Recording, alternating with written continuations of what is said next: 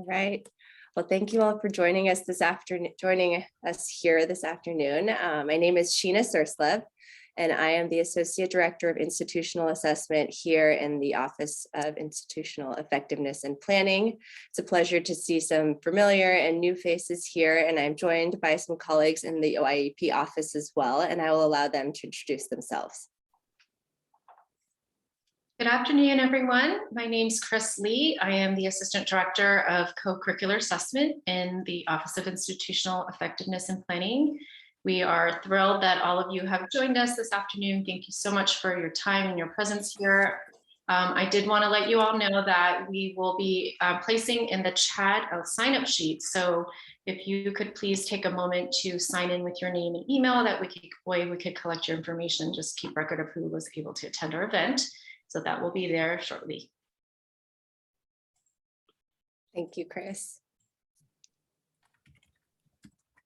Hi, everyone. My name is Matthew DeSantis. I'm effectiveness in OIEP and work closely with Sheena on the academic side of things relating to academic program review.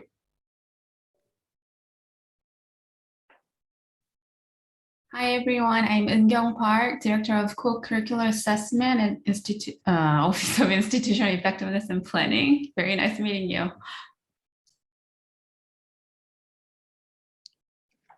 Thank you for that, and thank you all for joining us again. So I know that there will be a sign-in sheet, so I hate to kind of duplicate efforts, but I do really want to get a little bit of information about what you hope to gain from this workshop, to make sure that we are kind of tailoring this experience to your needs and using examples that are really relevant to you and hopefully helpful. So if you could share the space that you're coming from and your role, and at least one thing that you hope to gain from the end of this workshop, that would be really helpful for myself and my colleagues. So if you could put that information in the chat, that would be really helpful for us as we move through this workshop. Okay.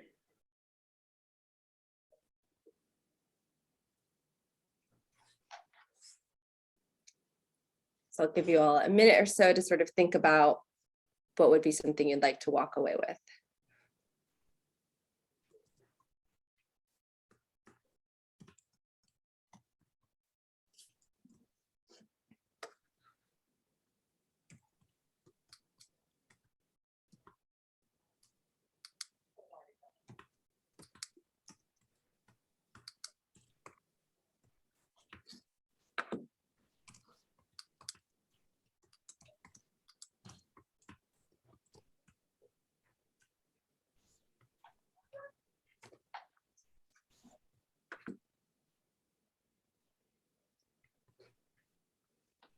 And I don't think it was a good timing, but I dropped the signing sheet as well. So if you have time left while others are writing, you can sign in, or I'll drop it again. Thank you everyone for your responses, and Eun-Kyung for dropping in that link.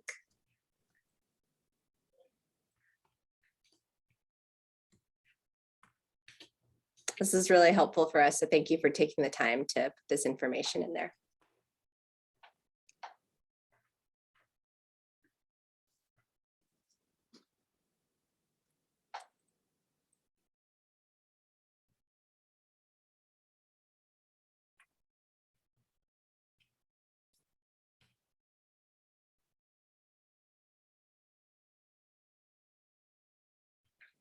So it's great to learn a little bit more about where everyone is coming from and your different contexts, since I know that that is kind of paramount as you think about your learning goals for students and student learning outcomes.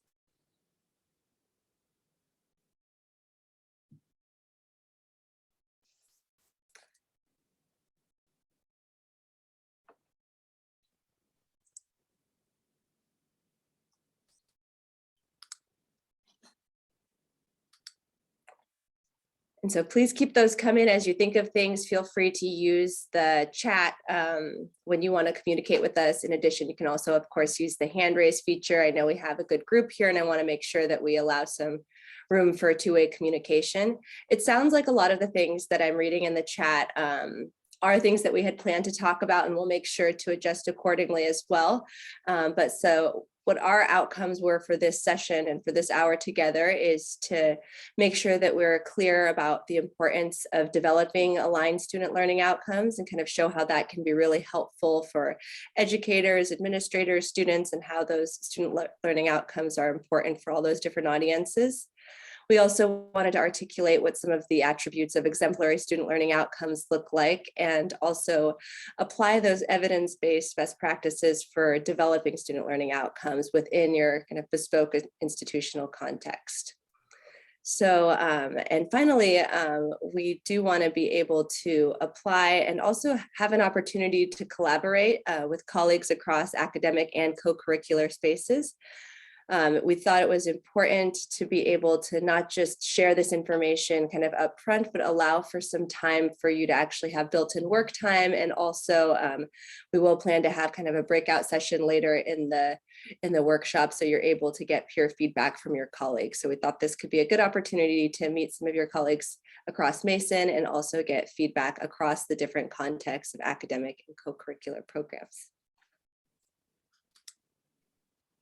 So in thinking about those practices for writing clear student learning outcomes, we try and use research-based approaches here, and looking at Ambrose's text of How Learning Works. It's a really great book, and some of the kind of baseline thinking, it goes around how to develop student learning outcomes. And these are just some of the main areas that we've highlighted here that I think can transcend across a lot of different institutional contexts. So you want them to be student-centered when you're writing student learning outcomes. In the kind of most basic form, they often start off with students will be able to, and you want to really keep that student perspective top of mind. You also want them to be action-oriented. So you want to think about having one action verb at the beginning to make it really clear when you're going and doing those assessments later on. You also want to think about, how am I going to measure this thing that I've articulated now? So you want to use verbs that are clear and think about assessment kind of at the onset of developing your student learning outcomes. And finally, you want to be in tune with sort of those appropriate institutional documents or appropriate outside accreditations or appropriate divisional goals when you're thinking about your student learning outcomes. You really want them to be aligned. And sort of reiterating some of those main concepts into Mason specific, when looking at student learning outcomes here, our office often uses these different areas to measure a strong learning outcome. You want to try and have it be focused on one topic rather than have many topics into one broader outcome. Additionally, we're going to talk a little bit about the level of learning. Excuse me. And we want to make sure we kind of pitch the appropriate level of learning.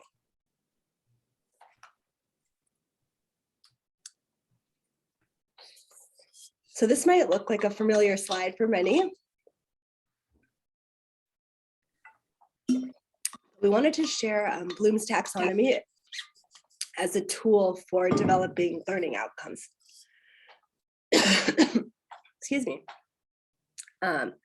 So you can see the different level of cognitive processes here. And as you go up this different taxonomy, they get more abstract and also go into a higher order of thinking. So when you're thinking about developing learning outcomes, you want to think about what your audience is. So are your students really at that kind of factual recall level, or is this a PhD program where they're expected to create original research? So you need to think about kind of where you're situated and then write those goals at the appropriate level. You'll see this slide, which will be posted in our recording, has some examples of potential action verbs that you can use. And so those are some of the things that can help you kind of start writing your learning outcomes as well. And so I'm going to pass it on to my colleague to share a little bit as far as examples and kind of get our hands dirty a little bit with developing learning outcomes.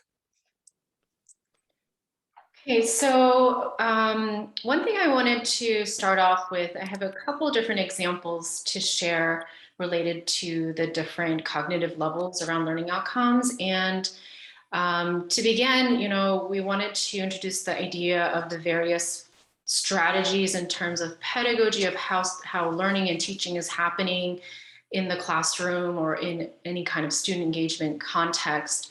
And many of you may be familiar with backwards design. It's a curriculum design technique that's often used where the goal is the starting point, and then from there you do work backwards to then come up with activities that are developmentally sequenced. So that's one way that you could approach the strategy for the learning.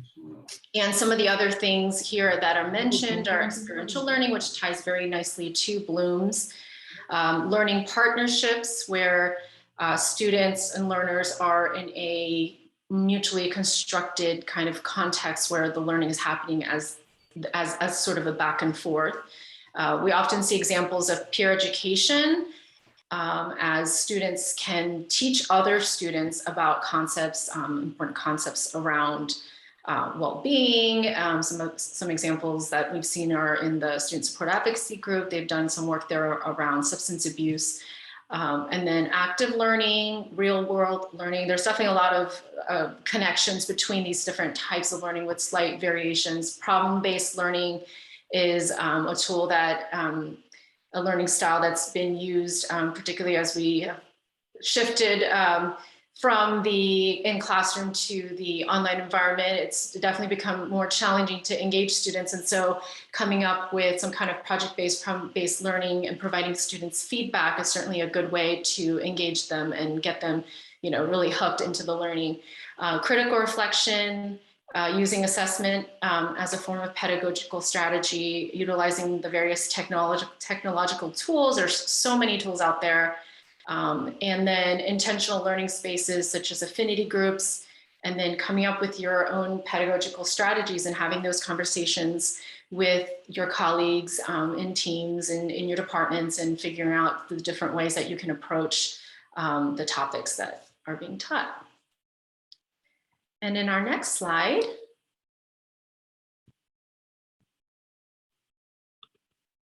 thank you. This is a framework that we've shared in the co-curricular space. And what it is in the very first box is the division learning goal. So in the academic space, that could be the program goal. So in this example, we have adopt a leadership style in both formal and informal roles that facilitates equality and respect within the group. And then from there, the unit learning goal is to foster leadership skills through a particular program. So this could be the equivalent of the course goals or objectives. And then the student learning outcome is the specific statement that's derived from the goal.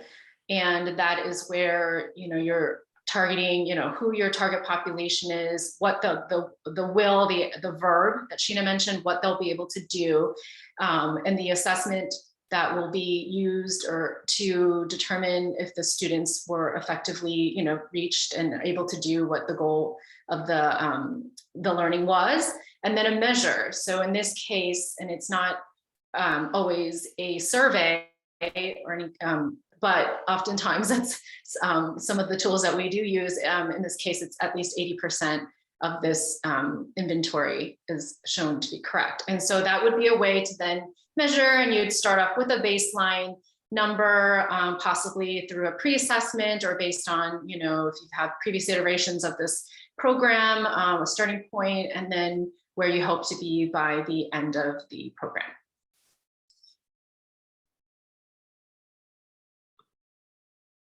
Sheena, did you want to go ahead and discuss the first part?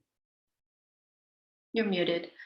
Sure, I can share. Thank you. A little bit about thinking about assessments and lining those up to a student learning outcome at the program level. So in thinking of an academic program, this is an actual example from our Master's in Public Health program, and their outcome was to apply epidemiological methods to the breadth of settings and situations in public health practice. So in thinking about the outcome as really driving the assessment, this is an application level outcome. And so a case study assignment in a particular course is one way that can really help capture that. So they use 3 distinct case study assignments to capture the assessment of this particular student learning outcome. And I thought it was a well-aligned example that we could share with everyone today. And so I know that this can kind of translate into a lot of different spaces when you're thinking about lining up your assessments with your student level learning outcomes.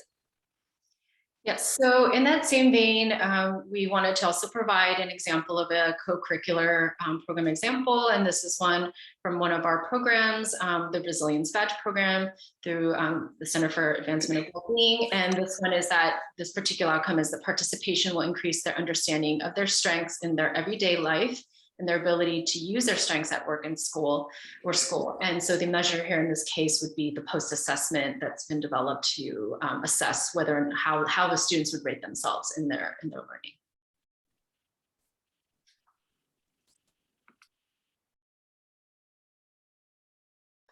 All right, so in this next example, I've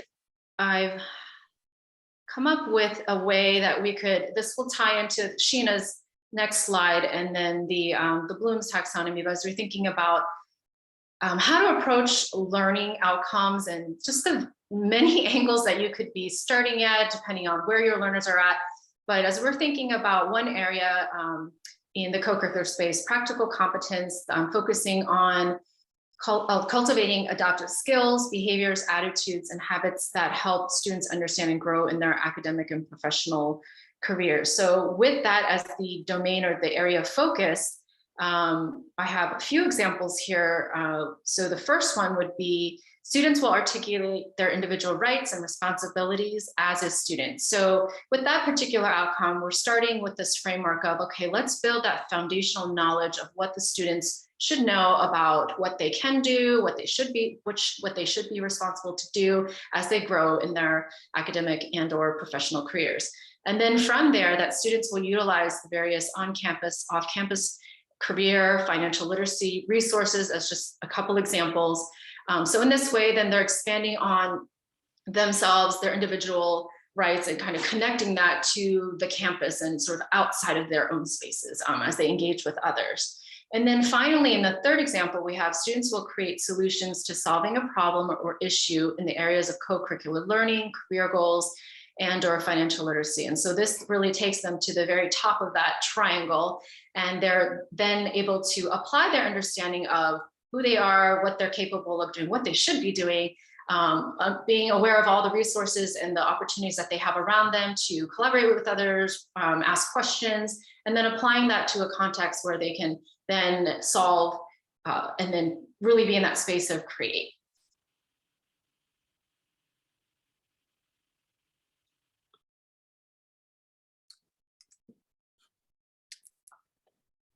So thank you, Chris. So kind of paralleling that kind of same thinking to maybe a more kind of traditional academic department type of learning outcome, I've drafted a mock outcome here at the program level to show kind of how broad it could be. So formulating cogent arguments regarding political phenomena, theories, and values based on appropriate evidence, logic, and counter arguments. And so when you think about this outcome, you really want to make sure that your coursework is connected to that broad program level student learning outcome. And so the examples below are just meant to be sort of tools for you all to have when we share back these slides. We have the Bloom's levels of taxonomy here all the way on the left. So you have that gradual development of higher order thinking, and then examples of what a learning outcome could be at each of those levels. That feeds into that broader program level outcome. So they all are kind of still talking about the same concept, but you can see how that same concept could be assessed and in many different ways. And in the far right column, you'll see examples of how you could practically assess that particular learning outcome. So at the higher level, we have kind of oral exams, research projects, and policy proposals, where as you go kind of down the Bloom's hierarchy, you see that there are different ways of assessment based on the way that we have articulated the particular learning outcomes. This is just meant to be a tool, and it might be something that you're already familiar with and using, but hopefully it can be a resource as we kind of delve into thinking into each of your own spaces and how you would like to revise or work on a particular learning outcome together here in this workshop.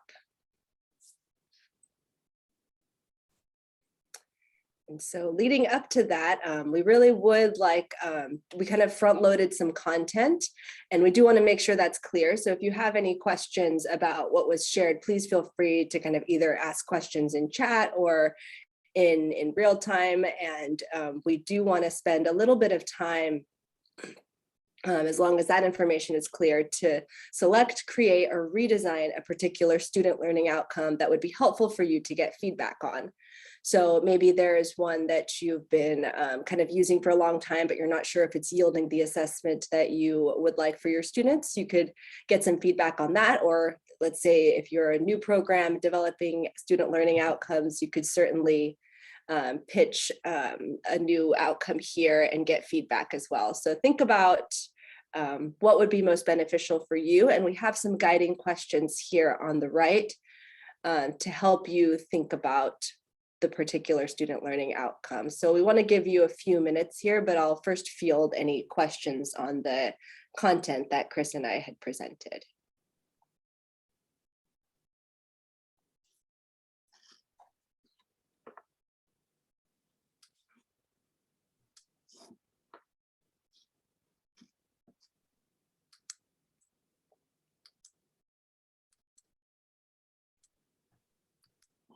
Okay.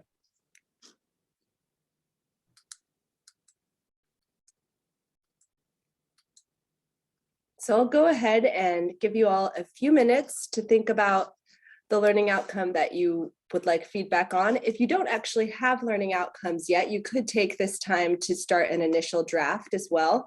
The guiding questions on the right are meant to help you think about what would be appropriate when thinking about a learning outcome in many different contexts.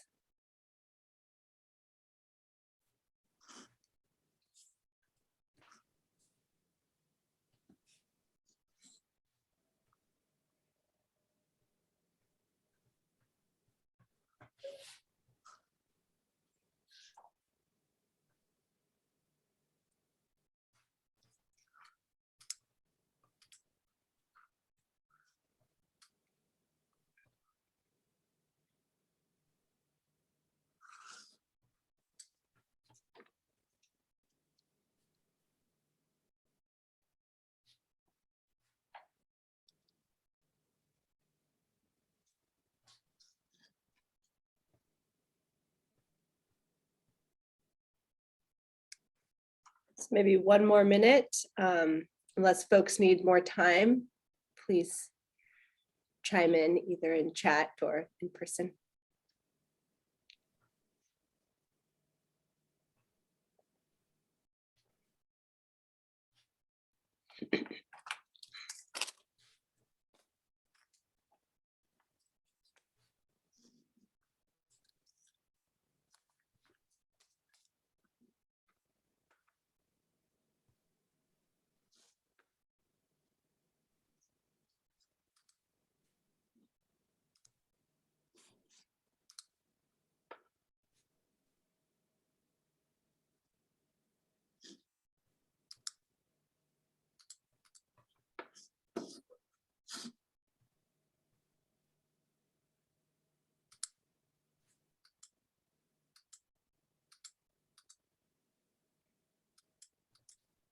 Oh, sorry, I went fast.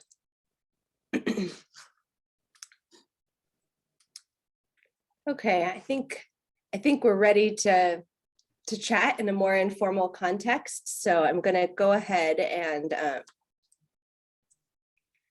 share this slide that has some additional kind of guiding questions when you're conducting peer review, but I would like to get us into spaces that are a little bit more comfortable for speaking candidly. You won't be recorded in the breakout room, so I do want to make sure that you're able to speak freely about what you're working on your learning outcome and be able to get that strong feedback. So I'm going to get us into small groups that are kind of intentionally diverse. And then myself and colleagues from the OIEP office will just kind of float around from the different breakout rooms. But I do want to present some kind of structured questions as we go through and have kind of a more structured form of peer feedback. So if you have a student learning outcome, please share that with your group. And some of the feedback I'd like folks to think about when someone is sharing a particular learning outcome is how well that is aligned to their particular unit, what level of Bloom's taxonomy is the learning outcome, how easy is it to measure a particular outcome, and how could you think about assessing that student learning outcome. So those are some of the things to think about when providing feedback and when sharing your particular student learning outcome. So I'm thinking with this size of a group that, oh, and thank you, you've got that in the chat as well, because we are going to lose this slide likely when we go into our breakout rooms. So we will communicate, of course, still via the timers and things, but I'm thinking if we could start with 5 minutes and sort of check in from there, and then we would like to kind of reconvene into a large group once everyone's had a chance to speak and be able to give kind of collective feedback and more opportunities for questions and sharing there as well. So I will go ahead and start breaking us into smaller groups.